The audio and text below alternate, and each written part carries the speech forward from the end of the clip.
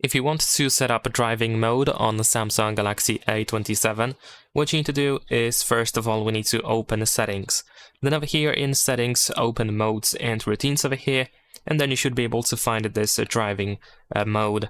So you can go over here and then you can begin the setup, which is very straightforward. You can, for example, toggle minimize distractions option, which activates the disturb.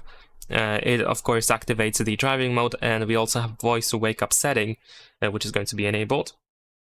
Or you can go to custom and you can of course decide what exactly should be done when the driving mode is being used.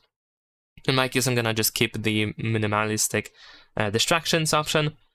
And there we go. Now you can just manually enable and disable the driving mode just like that. Over here we also have the automation, so if the phone recognizes or detects that you are driving, then of course then the driving mode is going to be enabled for you. You can also make some changes here and there, so be sure to check that out in case you want to customize it. And that's pretty much it. Leave a like and subscribe.